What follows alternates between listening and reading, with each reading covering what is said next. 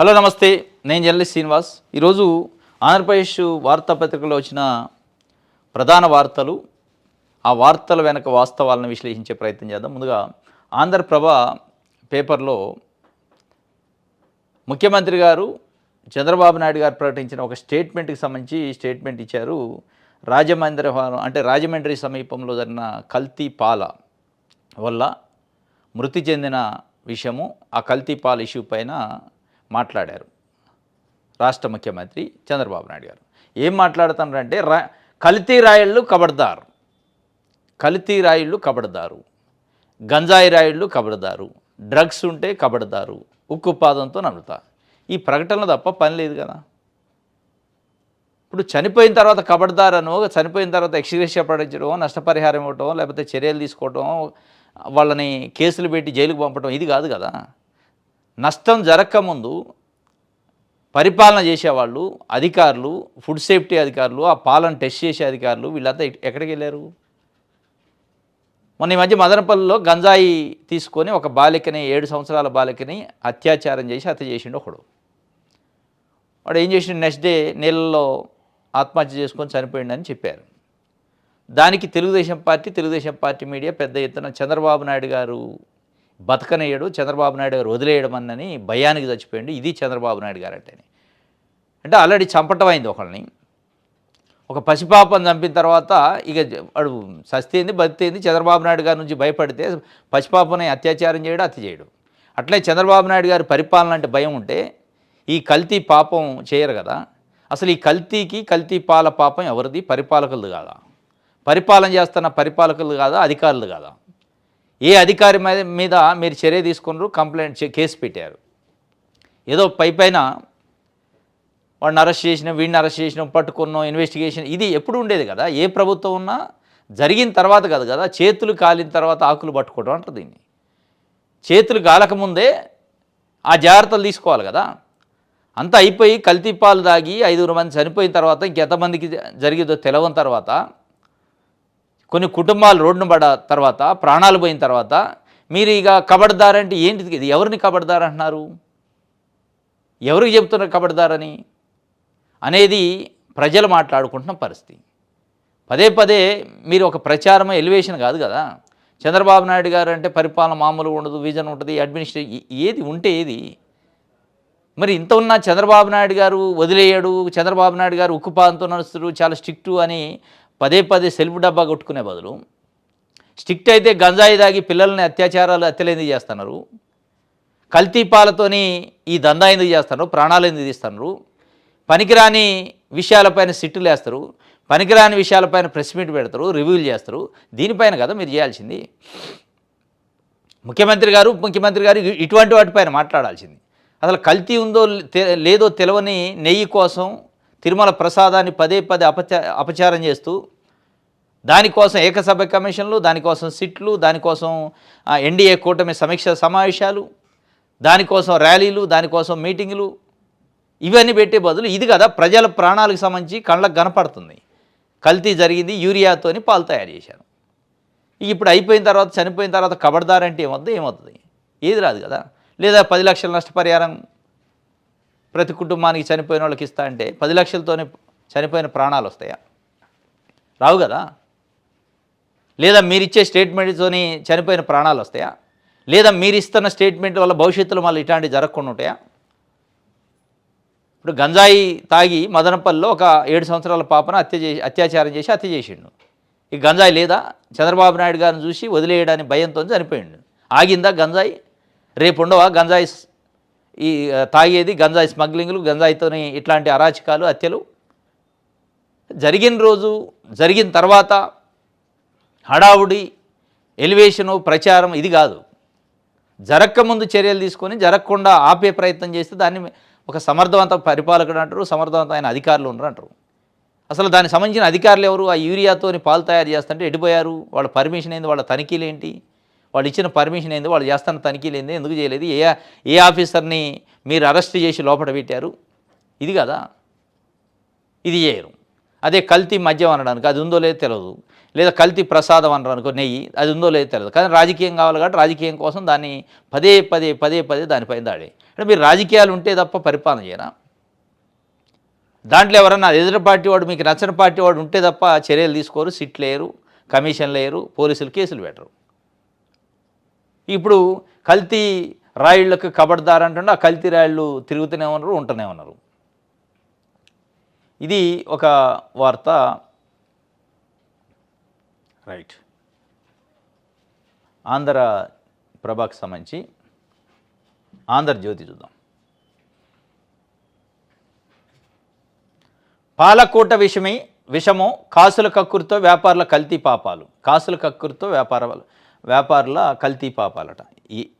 ఎవరైనా కాసుల కక్కుర్తోనే అది కల్తీ మద్యం చేసినా, కల్తీ పాలు చేసినా, ఇంకోటి చేసినా దాన్ని నిరోధించాల్సింది ఎవరు? పరిపాలన చేసేవాళ్ళు కదా. ఇది రాయాడు ఆంధ్రజ్యోతి. ఆయన ఏంటంటే అక్కడ ఉంది తెలుగుదేశం కూటమి ప్రభుత్వం కాబట్టి ఇది వ్యాపారుల మీదకి పోయింది. అదే వేరే పార్టీ ఉందనుకో, ఇది డైరెక్ట్ దీంట్లో ముఖ్యమంత్రి ఏముండు, కమిషన్లు తీసుకుంటూ కల్తీ పాలు తయారు చేయడానికి అనేటోడు. ఇది వీళ్ళ వార్త వెనక వాస్తవాలు ఇవి అన్నట్టు. వీళ్ళు రాసే వార్తలు వెనక అంటే ఏ పార్టీ అధికారంలో ఉంది దాన్ని బట్టి వార్తలు ఉంటాయి, వాస్తవాన్ని బట్టి వార్తలు ఉండవు. వ్యాపారుల పాపాలట. ఆ వ్యాపారుల పాపాల కొమ్ముగాస్తుంది ఎవరు? పరిపాలన చేసేవాళ్ళు కదా, అధికారులు కదా. అధికారుల అసమర్థత కాదా? అధికారులు లంచాల పాపం కాదు ఇది. ఆ లంచాల పాపంలో ఉన్న అధికారులను కంట్రోల్ చేయాల్సిన ముఖ్యమంత్రి, మంత్రులు, ఆ యంత్రాంగం కాదా? వాళ్ళని నిందించవద్దు, వాళ్ళని ఏమనొద్దు. చంద్రబాబు నాయుడు గారు అద్భుతమైన పరిపాలన. ఇదే ఆంధ్రజ్యోతిలో రాసిండు. గంజాయి తీసుకొని 7 సంవత్సరాల పాపను అత్యాచారం చేస్తే తెల్లారి నీళ్ళల్లో ఆత్మహత్య చేసుకుంటే చంద్రబాబు నాయుడు గారు వదిలిపెట్టడానికి భయంతో ఇది చంద్రబాబు నాయుడు అంటే అని చెప్పి చనిపోయిండట. అంటే అత్యాచారం చేశాక చనిపోతే అది కూడా చంద్రబాబు నాయుడు గారికి క్రెడిటే. ఇక్కడ కూడా ఆ పాల పాపం ప్రభుత్వానికి కట్టుకోకుండా ముందే వ్యాపారులు అని చెప్పి ఆయన ఒక ట్యాగ్ లైన్ తలిచి వ్యాపారుల కల్తీ పాపాలట. ఆ కల్తీ పాపాలు అనుకున్న మరి అధికార పెద్దల్ని మాట్లాడ్డాయని. ఇంకోటి సునీల్ నాయక్ అరెస్ట్లో హైడ్రామా అట. ఒక ఐపీఎస్ ఆఫీసరు ఆంధ్రప్రదేశ్లో జగన్మోహన్ రెడ్డి గారి పరిపాలన ఉన్నప్పుడు ఇక్కడ ఆయన ఐపీఎస్ ఆఫీసర్గా పోస్టింగ్ చేసిండు. ఇప్పుడు బీహార్లో పనిచేస్తాడు. ఆయన అరెస్ట్ చేయడానికి ఆంధ్రప్రదేశ్ నుంచి స్పెషల్ టీం పోయింది. ఈ టీములు కల్తీపాలు, గంజాయో, డ్రగ్స్ విషయంలో పనిచేయాలి. మీ కక్ష సాధింపుల కోసం స్పెషల్ ఫ్లైట్లు ఇచ్చి కదంబరీ జత్వాని కోసమో లేకపోతే ఇట్లాంటి కేసులను తీసుకొని అరెస్ట్ చేసి చేయండి. దానికి ఏమైనా ప్రొసీజర్ ఉంటుంది, ప్రొసీజర్ ఫాలో కావాలి కదా. ఈ కక్ష సాధింపులు అసలు ప్రొసీజర్ని మర్చిపోయారు. రెవెన్యూలో రూల్స్ మర్చిపోయారు. ఒక ఐపీఎస్ ఆఫీసర్ని అరెస్ట్ చేయాలంటే, ఒక ఐఏఎస్ ఆఫీసర్ని అరెస్ట్ చేయాలంటే దానికి ఒక ప్రొసీజర్ ఉంటుంది. ప్రొసీజర్ ప్రకారం ప్రాసిక్యూషన్ అయినా అరెస్ట్ అయినా ఉంటుంది. దానికి అనుమతి తీసుకోవాలి డిపార్ట్మెంట్ ఆఫ్ పర్సనల్ నుంచి, ఢిల్లీ నుంచి. అది ఏది లేదు, డైరెక్ట్ పోయారు. వారెంట్ లేదు, ఎఫ్ఐఆర్ లేదు, రిమాండ్ లేదు, కేసు డైరీ లేదు, ఏది లేదు. డైరెక్ట్ పోయి అరెస్ట్ చేయడానికి ట్రై చేశారు. అరెస్ట్ చేయడానికి ట్రై చేస్తే అక్కడ పోలీసులు అడ్డుకున్నారు. దాని తర్వాత అల్టిమేట్గా జడ్జి దగ్గర, మేజిస్ట్రేట్ దగ్గర తీసిపోతే ఈ తలకాయ లేని పనులు ఎందుకు చేస్తారని తిట్టి పంపించారట. ఇవే చేసేది. ఒక ఐపీఎస్ ఆఫీసర్ని అరెస్ట్ చేసే ముందు ఎట్లాంటి జాగ్రత్తలు తీసుకోవాలి, కాన్స్టిట్యూషన్ ఏం చెప్తుంది, సిఆర్పి ఏం చెప్తుంది, సిపిసి ఏం చెప్తుంది, ఇది ఏది లేదా. అడ్డగోలుగా పోయారు. అక్కడ చివాట్లు పెట్టి మట్టికాయలు వేసి పంపించారు. ఇక దీనికి ఆంధ్రజ్యోతి హైడ్రామా అండి. ఏంది హైడ్రామా? ఏముంది అందులో హైడ్రామా? అసలు ఐపీఎస్ ఆఫీసర్ని అరెస్ట్ చేయడానికి పోయారా, కిడ్నాప్ చేయడానికి పోయారా? అది కిడ్నాప్ అంటారా, అరెస్ట్ అంటారా? అరెస్ట్ అయితే అరెస్ట్కి కావాల్సిన ప్రొసీజర్ ఏంది? ఎఫ్ఐఆర్ ఉండాలి, వారెంట్ ఉండాలి, కేసు డైరీ ఉండాలి. ఇవేది లేకుండా మేము అరెస్ట్ చేసినామని డైరెక్ట్గా గోడలు దూకి ఇంట్లోకి పోయి ఒక ఐపీఎస్ ఆఫీసర్ని మేము డైరెక్ట్గా ఎత్తుకొని వస్తామంటే దాన్ని కిడ్నాప్ అంటారు. కిడ్నాప్ చేయాల్సిన అవసరం ఏంది? తప్పు చేసి ఉంటే ఐపీఎస్ ఆఫీసర్ అరెస్ట్ చేయండి. అరెస్ట్ చేయడానికి కావాల్సిన ఫార్మాలిటీ ప్రొసీజర్ ఫాలో కండి. అది ఏది లేకుండా కిడ్నాపులు చేసే పరిస్థితి అంతగానం. ఆ రివెంజ్ ఏంటి అంటే రఘురామకృష్ణరాజు గారిని, అప్పుడు డిప్యూటీ స్పీకర్గా ఉన్న రఘురామకృష్ణరాజు గారిని టార్చర్ చేశారు, 3rd డిగ్రీ ప్రయోగించిండు, దాంట్లో ఏనగొండు అన్నారు. వాళ్ళు ఉంటే గింటే దానికి ఒక ప్రొసీజర్ ఉంటుంది. ఒకవేళ 5 సంవత్సరాల్లో ఇప్పుడు జరుగుతున్న టార్చర్లో, అప్పుడు జరుగుతున్న టార్చర్లో రాజకీయ నాయకులు అంటే రాజకీయ నాయకులకు జరిగితేనే టార్చరా? సామాన్యులకి అనేక మంది ఈ మధ్య ఎక్కడో తెనాల్లో అనుకుంటా ఒక సిఐ రోడ్డు మీద బండబెట్టి కాళ్ళే కొట్టింది. దాన్ని ఏమంటారు మరి? 3rd డిగ్రీ కదా. ఆ సిఐని కూడా ఇట్లా అరెస్ట్ చేసి లోపటేస్తారా? అంటే చట్టం ఎట్లా ఉండాలి? ఎవరికైనా సమానంగా ఉండాలి కదా. మీకు నచ్చిన వ్యక్తులకు దెబ్బ తగిలితే దెబ్బ, మీకు నచ్చిన వ్యక్తులను టార్చర్ చేస్తే టార్చరు. ఆ అధికారులపైన కేసులు ఉంటాయి. ఆ కేసులు చాలా సురుగ్గా పనిచేస్తాయి. మీరే టార్చర్ చేయిస్తే, మీరే థర్డ్ డిగ్రీ ప్రయోగిస్తే మరి వాళ్ళపైన ఎవరు చేయాలి మళ్ళా? ఇదే తంత ఆంధ్రప్రదేశ్లో. మీ ప్రభుత్వం ఉన్నప్పుడు గత ప్రభుత్వంలో చేసిన ఐఏఎస్ఎల్ని ఐపీఎస్ఎల్ని పనిష్ చేస్తూ ఉంటారు, కేసులు పెడుతుంటారు, జైలుకు పంపుతారు, సస్పెండ్ చేస్తారు. మళ్ళీ మీరు పోయిన తర్వాత రేపు వచ్చే ప్రభుత్వం ఏం చేస్తుంది? మళ్ళీ మీ 5 సంవత్సరాల పరిపాలనలో పనిచేసిన ఐఏఎస్లు, ఐపీఎస్లు, సిఐలు, డిఎస్పీలని వాళ్ళు టార్చర్ చేయాలా? వాళ్ళు కేసులు పెట్టాలా? అంటే ఆఫీసర్లు పని చేయొద్దా? అంటే రఘురామకృష్ణరాజుకి తగిలితేనే దెబ్బ, రఘురామకృష్ణరాజుకి చేసిన థర్డ్ డిగ్రీయా? చేయొద్దు, ఆయనకైనా ఇంకోళ్ళకైనా ఎవరికి చేయొద్దు. కానీ ఇది ఏంటి అంటే సామాన్య ప్రజలకైతే ఒకటి, తెనాలిలో నడి రోడ్డు పైన దళిత యువకుల్ని రోడ్డు మీద పండబెట్టి కాళ్ళతో తొక్కుకుంటూ బూటు కాళ్ళతోని పోలీసులు లాఠీ ఇరిగేదా కొట్టారు. అది కళ్ళకు కనపడది, సమాజం మొత్తం చూసింది. దానికి మరి ఏది పనిష్మెంట్ ఏది? ఆ సిఐని అరెస్ట్ చేయలేదు అంటే అక్కడ చేయించింది తెలుగుదేశం పార్టీ కాబట్టి అది అద్భుతం. అంటే అది వేరే ప్రభుత్వం చేస్తే అది కాదు, తప్పు. వీళ్ళు చేసినా వాళ్ళు చేసినా తప్పు కాదు. థర్డ్ డిగ్రీ ప్రయోగించడం, చట్టాన్ని చేతిలో తీసుకొని పోలీసులే రౌడీలు లేక వ్యవహరిస్తే, పోలీసులే దమనకాండ చేస్తే అది తప్పే, దానిపైన శిక్షించాల్సిందే. కానీ దురదృష్టం ఏంటంటే చేసిన వ్యక్తి ఎవరు, బాధితుడు ఎవరు, దీన్ని బట్టి చర్యలు ఉంటున్నాయి, చట్టాన్ని బట్టి ఉండట్లే.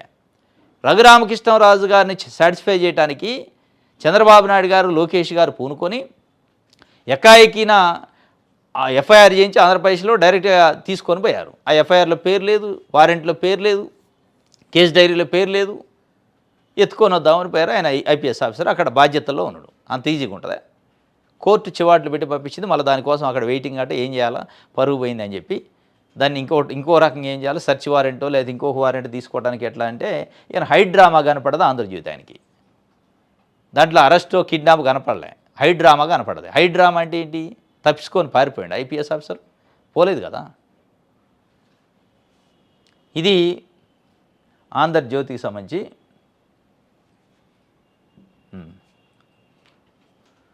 రైట్. కల్తీపాలు మరో 3 మృతి, 5కు చేరిన మృతుల సంఖ్య. విషమంగానే మరికొందరు ఆరోగ్యం. పాలు పోసే వ్యక్తి అరెస్టు. ఈ పాలు పోసే వ్యక్తి, పాలు వెతికిన వ్యక్తి అరెస్టులు ఇవి కాదు, వ్యవస్థ ఫెయిల్ అయింది. మనం ప్రశ్నించాల్సిన ప్రభుత్వాన్ని. ఆంధ్రజ్యోతి ఈనాడు పాలు పోసే వ్యక్తి, వ్యాపారస్తుడు, వ్యాపారి పాపాలు ఈ కాదు. వ్యాపారి పాపాలు కాదు, పాలకుల పాపం ఇది. వ్యాపారి పాపాలు కాదు, అధికారుల పాపం ఇది. ఎక్కడ మీరు పాలకులకు అధికారులకు దెబ్బ తగలకుండా చాలా జాగ్రత్తగా వార్తలు రాసి, అంటే శవాల సాక్షి కూడా వార్తలు రాసేటప్పుడు కొద్దిగా జాగ్రత్త రాయాలి కదా. కనీసం వాళ్ళపైన సానుభూతాన్ని చూపించాలి కదా. భవిష్యత్తులో ఇటువంటి జరగకుండా అన్న వార్తలు ఉండాలి కదా. ఈనాడు ఆంధ్రజ్యోతిలో రాసిన వార్తలు ఎట్లా ఉన్నాయంటే చనిపోయిన వాళ్ళకి సానుభూతికి లేవు, దానికి కారణమైన ప్రభుత్వాన్ని కాపాడటానికి వార్త రాసినట్టు ఉంది. పాలు పోసి ఆయన అరెస్ట్ చేశారట. ఇది పాలు పోసి ఆయన అరెస్ట్ చేయడం ఏంటి? చేస్తే చేశారు. దీని వెనకున్న అధికారులు ఎడిపోయారు, దీని వెనకున్న ప్రభుత్వం ఏం చేస్తుంది, ప్రభుత్వ వైఫల్యం ఏంటి? ఇక మళ్ళీ చంద్రబాబు నాయుడు గారు కబడ్దార్ కల్తీ రాయలని అంటాడు. ఎప్పుడు కబడ్దార్? ఎక్కడ? వాళ్ళు చేస్తున్న గంజాయి నూనెల్లో కల్తీ, కారంలో కల్తీ, ఉప్పులో కల్తీ, పప్పులో కల్తీ అని కల్తీలు నడుతున్నాయి. కబడ్దార్ అని మీరు అంటూనే ఉంటారు, కల్తీ నడుతూనే ఉంటుంది. కల్తీ దందాలో ప్రాణాలు పోతూనే ఉంటాయి. ఈ పాపం, ఈ పాల కల్తీ పాపం కేవలం ప్రభుత్వాన్ని, పరిపాలకులదే. అది నచ్చినా నచ్చకపోయినా చర్యలు తీసుకోవాల్సిన టైంలో తీసుకోకుండా, తనిఖీ చేయాల్సిన అధికారులు చేయకపోతే, అధికారుల్ని మానిటర్ చేస్తున్న ప్రభుత్వం మానిటర్ చేయకపోతే, ప్రభుత్వాన్ని కాకపోతే ఎవరిదైద్ది? పాలు పోసి వ్యాపారిదైతే. వాడు చేస్తాడు, తప్పు చేయడానికి ప్రయత్నం చేస్తాడు. దానికోసమే ఫుడ్ సేఫ్టీ డిపార్ట్మెంట్ పెట్టింది, దానికోసమే ఫుడ్ సేఫ్టీ అధికారులు ఉన్నది, దానికోసమే ఈ యంత్రాంగం అంత ఉంది. యంత్రాంగం ఫెయిల్ అయినట్టు. ఇది ఒక వార్త. రఘురామకృష్ణరాజుపై హత్యాయత్నం కేసు. అప్పటి CID DIG Sunil Nayak arrest అయ్యాడు. ఎంత సొద్దు తప్పు అరెస్ట్ అయ్యాడు. అరెస్టా కిడ్నాప్? అది కిడ్నాప్ చేసి ఎతకొచ్చారు. ఒక రకంగా ఎతకొస్తే మేజిస్ట్రేట్ రిజెక్ట్ చేసిండు. అరెస్ట్ ఎట్లయితుంది? ట్రాన్సిట్ వారెంట్ని రిజెక్ట్ చేశారు మేజిస్ట్రేట్ అక్కడ. ఇది అసలు రూల్స్ కాదు, ఏం రూల్స్ రా నాయన, మీరు ఏంటికి వచ్చారో, అసలు ఎవరు, ఏం కథ అని. అసలు వాళ్ళ మీద రివాల్స్ ఉల్టా క్రిమినల్ కేసు అయ్యేది, కిడ్నాప్ కేసు. అది ఎట్లా మిస్ అయింది అక్కడ పోయిన పోలీసుల పైన. అరెస్ట్ అని రాశారు. వీళ్ళ సంతోషం ఎక్కడ లేని ఆ సంతోషం అన్నమాట. అరెస్ట్ అయ్యి ఉంటే బాగుండని. ప్రాసెస్ ఉంటుందిగా. అది ఎవరైనా ఎంత రఘురామకృష్ణరాజు గారైనా, ఎంత తెలుగుదేశం పార్టీ ఎమ్మెల్యే అయినా కానీ, ఎంత మీకు చంద్రబాబు నాయుడు గారికి నచ్చినప్పటికీ ఒక ప్రొసీజర్ ఉంటుంది. ప్రొసీజర్ని ఫాలో అవుతారుగా. ఆ ఫాలో కాకుండా చేస్తే మొట్టికాయలు ఎంచుకొని చాలా కేసులు సెక్యూ ఒప్పందం కాడి నుంచి మొదలు పెడితే ఇవన్నీ కల్తీ నెయ్యి విషయంలో అనేక రకాలుగా వీళ్ళు భుజాలు ముందే తడుముకొని ఆరాటం చేసి ఆగమాగం చేసి పరువు పోగొట్టుకుంటున్నారు ప్రభుత్వం వైపు నుంచి. ఇది ఈనాడుకు సంబంధించి.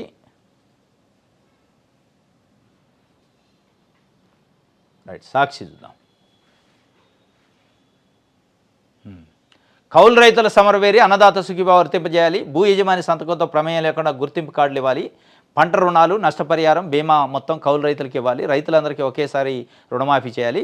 బెజవాడలో ఏపీ కౌలు రైతు సంఘం ఆధ్వర్యంలో 30 గంటలు నిర్వాధిక దీక్ష చేశారు.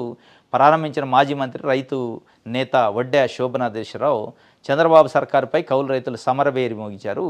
కౌలు రైతుల సమరబేరి అని చెప్పి ఈ సమరబేరి చంద్రబాబు నాయుడు గారు ఇచ్చిన హామీ మేరకే జరుగుతుంది. చంద్రబాబు నాయుడు గారు ఎన్నికలకు ముందు కౌలు రైతులకు కూడా రైతు భరోసా ఇస్తాం, కౌలు రైతులకు కూడా అన్ని రకాల రైతులకు ఏ రకమైతే సబ్సిడీలు కానీ, బ్యాంకు రుణాలు కానీ, మాఫీలు కానీ, పంట సబ్సిడీ కానీ, పంట నష్టపరిహారం కానీ, ఇటువంటి అన్ని విషయాల్లో అసలు రైతులకి, పట్టా రైతులకి ఎట్లయితే బెనిఫిట్లు ఉన్నాయో కౌలు రైతులకు కూడా సేమ్ అదే బెనిఫిట్లు మేము ఇవ్వటానికి ఉన్నామా అని చెప్పి హామీ ఇచ్చారు. హామీని తొంగలో దొక్కారు. దానిపైన వాళ్ళు సమరబేరి మోగించారు. ఇప్పటికే రైతు భరోసా విషయంలో నష్టపోయారు, పంట నష్టపరిహారం విషయంలో నష్టపోయారు, బ్యాంకు రుణాల మాఫీ విషయంలో నష్టపోయారు.